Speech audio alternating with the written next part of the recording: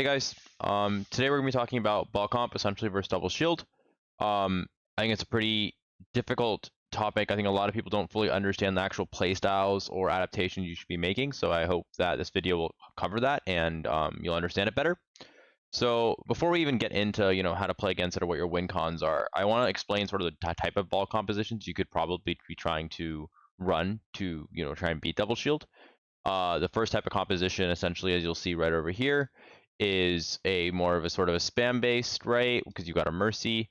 And you normally will look to maybe get like an Ashe, Hanzo, Pharah, Echo, and maybe a Tracer. You could also do something where you get Pharah, Echo, and Ashe, Hanzo, where it's like super spammy. You could also get like Pharah, Echo, and a Tracer. You could also get Ashe, Hanzo, and a Tracer. So there's like a lot of options in terms of how you approach it. You could have like 2 mobile people, or you could have a hit scan and 1 mobile person, and both could sort of work.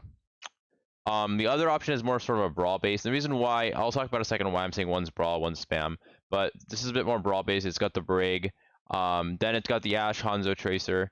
You can definitely still run, a Tracer Sombra.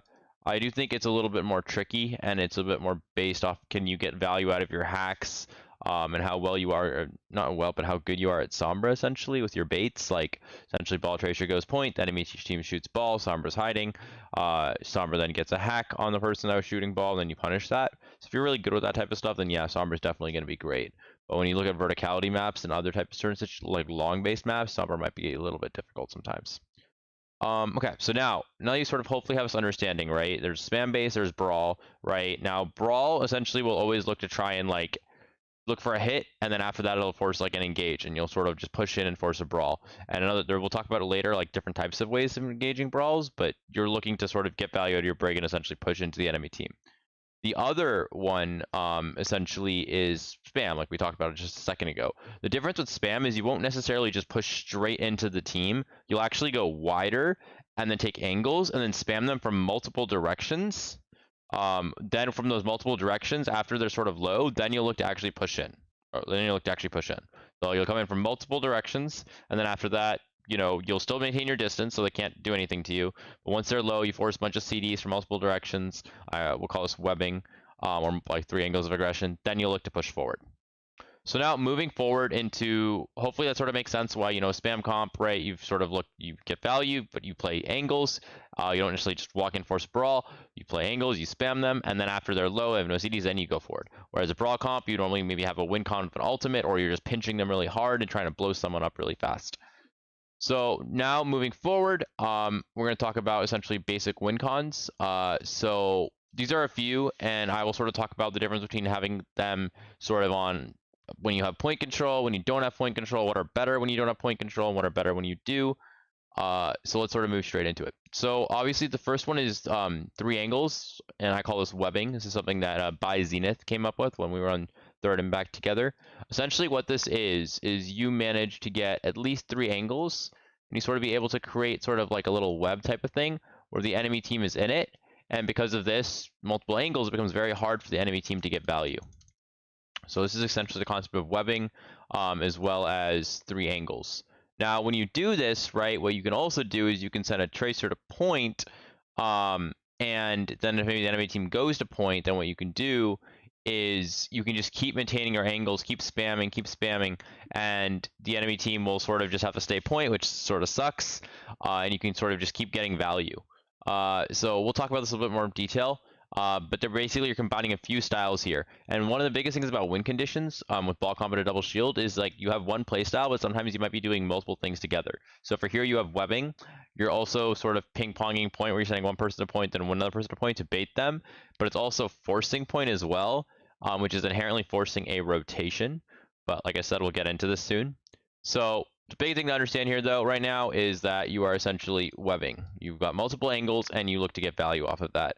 The other trick you have to realize is for you to actually set this up, you normally need your ball to go for a soft hit.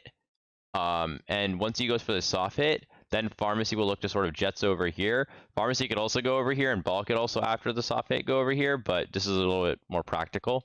I'd also like to add that one thing to keep in mind is when you're retaking, if a team is stacked like this is inherently going to be very useful because your ball will essentially hit all of them and pressure all of them, which gives your team more value. Whereas if the enemy team is split, like maybe like the enemy team has an Ashe up here, then that's going to be a bit more tricky to deal with, and we'll talk about that. So that's webbing. Displacement. So displacement essentially is where you're essentially literally booping someone out of position, and because of that, you're able to get value. So in this situation, we can sort of use we can use this example actually, where a ball comes through here and maybe looks to boop. Maybe let's say like the Orisa, because Orisa in gold, or maybe even the Sigma, and then because of that, then maybe the Pharah is able to like conk it further or like get value, or maybe you have, let's say, like a Brig Zen here and a Diva's right over here, and you sort of just force a fast brawl and blow up the Sigma really fast. So that's displacement.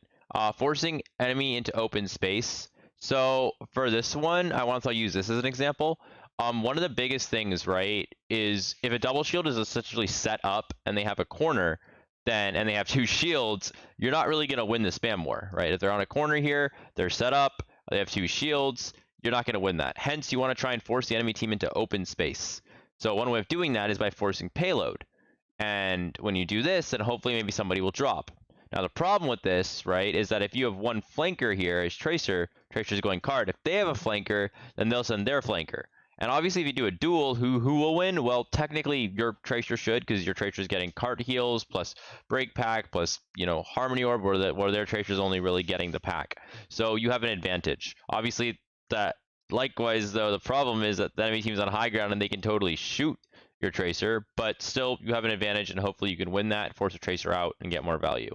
And while this is happening, your ball then can look to roll through, look for a displacement play, and if there is a displacement play, then your team can also get value on that as well. And this makes it harder for the enemy team to shoot your Tracer. So now you're sort of, again, combining 2 things. You're forcing point while also looking for a displacement play. One thing else to keep in mind, in the double shield you might be playing against, they may not have a flanker. They might be playing Ashe Echo, they might be playing Hanzo Soldier.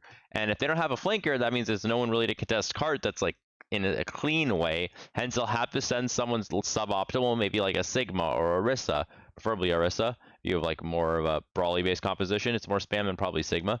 And then from there, you can look to sort of exploit that and look to kill that person, and then look to get value and keep pushing. So that's essentially forcing enemy team into open space. The next one is essentially brawling when you have an alt advantage, or maybe you just want to pinch. So let's say you're set up right over here and the enemy team has to push out. Well, if you know that you want to play really aggressive here and you want to sort of just pinch them, then what you can look to do is your ball can sort of look, come over here. So when the Orisa comes out, actually we'll go for the Sigma because it'll be a bit more practical. So when the Sigma comes out here, the ball will look to sort of slam, the Diva will look to rockets, the Tracer will look to get, the Tracer will look to shoot as well. Brig Zen will drop, will look to hard brawl. And if you have Rally here, for instance, right, then that would make even this more viable. Or you had Trance, or maybe you had some ultimate, which will essentially help you force that brawl and give you an inherent advantage to help you keep going. Okay, so the other way to approach this is, let's say you don't have the ultimates to force this brawl, whether it's Rally, Trance, maybe Bob, Diva Bomb, Mines, or even like maybe a really good Pulse, but you don't have, the ultimates to force a brawl. So now, because you don't have the ultimates to force a brawl, what you look to do is you look to do something called passive tempo, where you look to sort of like, it looks like you're hitting first and playing really aggressive, but you're actually hitting first to force CDs, and then you're looking essentially to hit again later to get to kill them.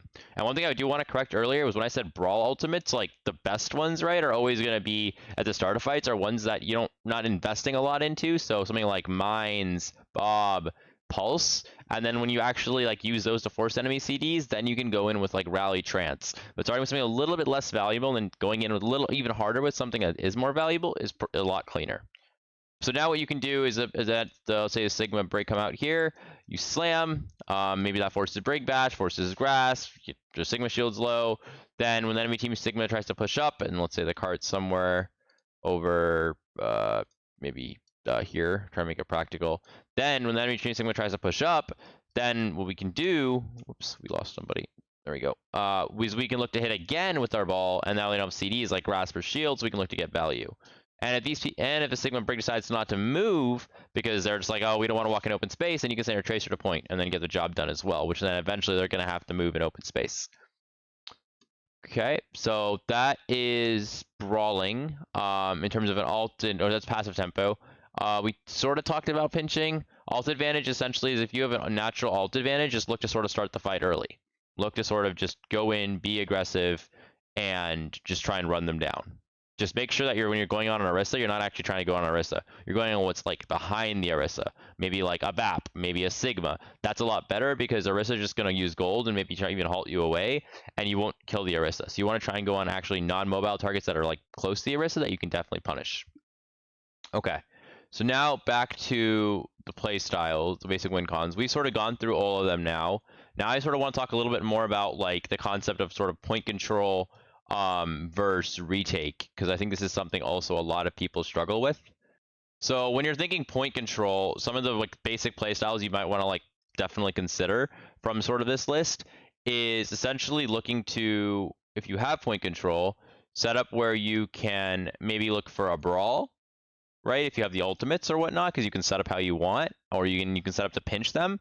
You can also set up for sort of passive tempo, where you look to hit them first, and then after that you look to hit them again, which is your real hit. And why it's also called passive tempo is because the enemy team sees your ball and tracer so close, and they think you're maybe hard engaging. But the fact of the matter is that your backline is pretty far away, so they're safe.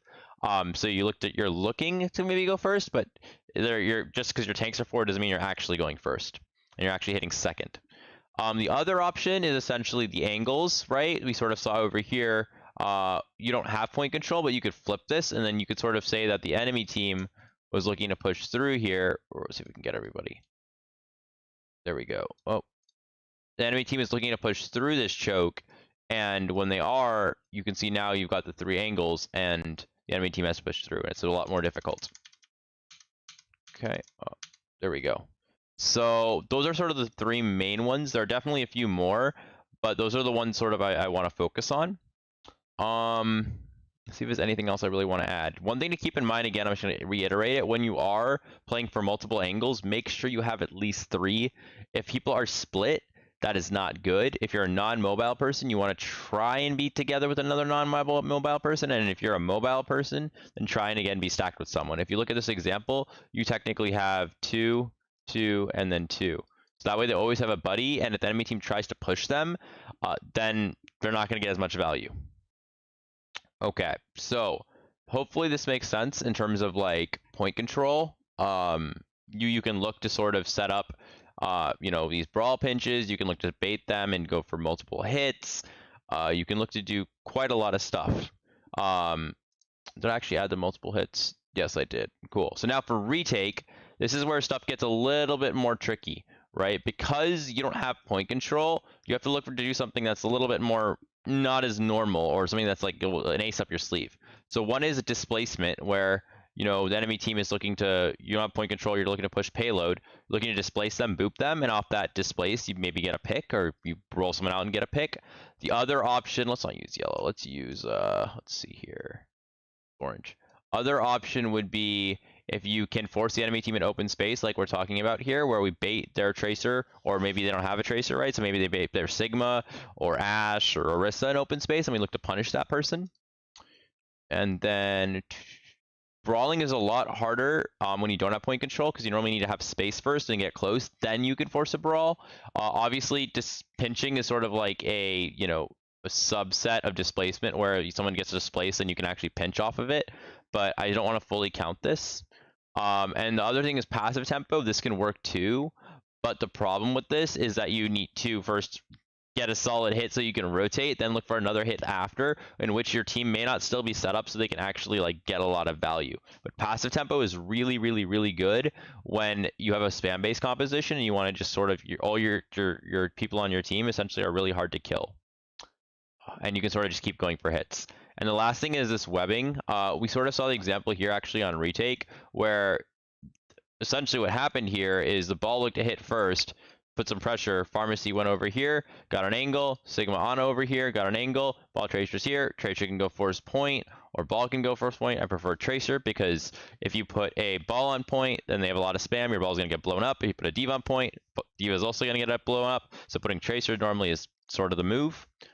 So that's sort of it. I don't want to go too much more in detail. Hopefully this gives a general basis, into ball comp, into double shield. Keep in mind, again, if you're playing a spam-based comp with Mercy, definitely still winnable. If you're playing a brawl-based comp with Brig, and you're playing like Ashe Hanzo, or even Tracer Sombra, it may be more difficult, but it's definitely winnable. It's just how well do you play to your win conditions. And I didn't fully go into, which ones are sort of, like which compositions are sort of the best for each win con, but you can sort of think about it, right? If you think about, Farah Echo, you're realizing that that's going to be very good with, multiple angles of aggression.